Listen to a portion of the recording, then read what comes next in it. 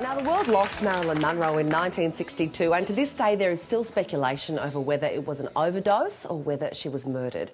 Entertainment reporter Neil Sean has tried to get to the bottom of the mystery and over several decades has asked every star he's met for their personal memories of the glamorous movie star. He's put his findings in a new book called I Met Marilyn. Please welcome Neil Sean, who joins us from London. Morning, Neil. Morning. What is it that fascinates you so much about Marilyn? I could say the obvious, but of course she is a blonde icon. That, on a more serious note, can you really think of another movie star, maybe apart from Rudolph Valentino, that you can just say the name and everybody, even in this day and age, still knows who she is? Wherever you walk around the world, there's somebody imitating Marilyn Monroe. She still appears in ads, still appears on TV, and of course her image is iconic. So I think it's fascinated me for many, many years, but obviously as you get older, you become more intrigued into the mystery of her life. And as you say, Neil, she is such an icon and there's always that mystery around her, but surely don't we know pretty much almost everything about Marilyn? What is different in your book? Oh, I'm glad you asked me that, because what's different about my book is this. When I was a very small child, parents gave me a little cassette recorder, sort of practicing to be a journalist, you know, and I used to talk to anybody who would give me an interview. And that's how it started. I met Sir Laurence Olivier in Leeds in a hotel, of all places, on a little C60 cassette. He gave me an interview. I did many of these, forgot all about them, really. They were stacked away at home, moved into TV, met different people. And then, of course, the story intrigued me because they would talk about Marilyn themselves. So, you know, when you were interviewing somebody like Mickey Rooney or Jack Lemmon's son or Dean Martin's son, they would tell you stories and you thought, I've never heard this before. And what particularly was interesting in, say, in the case of Ricky Martin, Dean's son, he was a 12-year-old boy that met Marilyn the final few days of her life because, of course, his father was starring with Marilyn in her last incomplete film. So he gave me a real insight into what she was about. I didn't even know that Ricky Martin was Dean Martin's son. I thought he was South American. Well, there you go. That's a revelation in itself.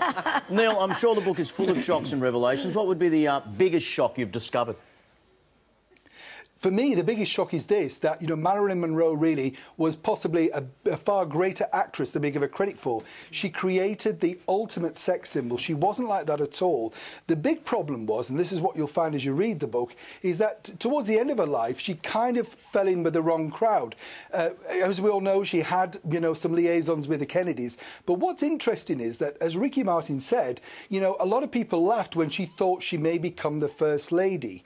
But when you think about it, she married the biggest sports star in the world with Joe DiMaggio. She married the biggest playwright in the world with Arthur Miller.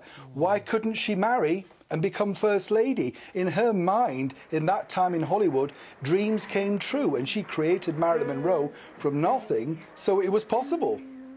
Now, a lot of people believe she was murdered. I do. So given all the people that you met, what's your opinion? Well, it's interesting again because, you know, I have that same view in certain respects. My belief is this. There is one lady who's still alive who's called Pat Newcomb. She was Marilyn's publicist. And amazingly, the minute Marilyn died, within 3 weeks, she got a job with the Kennedys. Now, she never gives interviews. She's well into her 80s. But if anybody really knows the true story about what really went on, I think it's her. And I also interviewed a jazz legend called Buddy Greco. And there's a very famous picture of him with Marilyn on the final weekend before she died. He for sure knows a lot more, but it's an interesting concept because, you know, you get the feeling even after all these years, you know, that they're still frightened to reveal the truth. And I wonder, when these people do finally go, whether they may leave something behind that could solve the mystery. But I think for me, she was a wonderful actress, a great sex symbol, and I think when you read the book, what you'll think of Marilyn Monroe rather differently. If she was alive today, she'd probably be the queen of Instagram. You've actually interviewed Jack Lemmon. What did he have to say about Marilyn Monroe dating JFK? Well, you know, again, there was a fascinating story because his son told me that he was at this Malibu house on the final months of her life. They were living next door. There was a beach party going on with Peter Lawford and the Kennedys, and he looked through the crack of this gate and saw Marilyn Monroe naked in the pool. So, you know, he was a little boy, he had nothing to hide.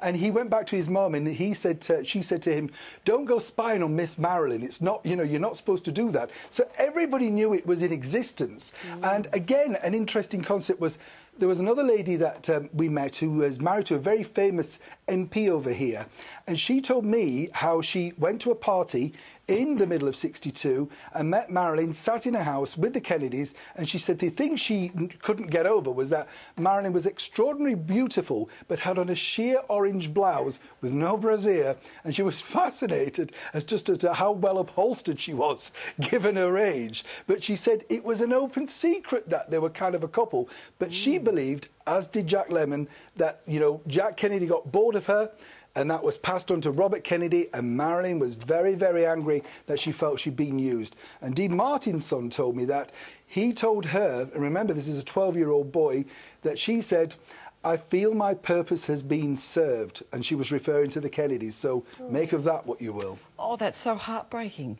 Now, you've also seen some pretty rare film of Marilyn's last days. What does it show? Well, again, it's home footage, and he doesn't look like somebody who's depressed, you know. The people that I spoke to who were with her, you know, near the end, one of the things that they told me was that they would go to Dean Martin's house, say, for dinner. She would turn up. The minute she arrived, she would be taking sleeping pills because she wanted to go to sleep more or less instantly to look refreshed and beautiful for the day after. But she would take all of her makeup off and then smear her face with Vaseline because she believed that this would keep her looking young. But they all said the same thing. It wasn't a woman who was depressed.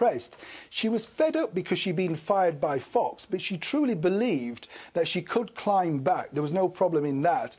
Her biggest problem was, of course, that she was rather annoyed, upset, whichever you want to call it, about Cleopatra and Elizabeth Taylor receiving more than £1 million for the movie when Marilyn was on less than 100,000, which she never got paid for the movie. So there were lots of problems in her life, but I think she thought she could go through them. The biggest misconception is that she was about to remarry again Joe DiMaggio. That wasn't the case. She loved him, but she wasn't in love with him. And perhaps his love could have saved her, if you want a true romantic story. Yeah, and you can read more of these fascinating stories in Neil Sean's brand new book, I Met Marilyn. It's available now on Amazon. Neil, thank you so much for joining us this morning. A real pleasure. Thanks so much. Happy Christmas.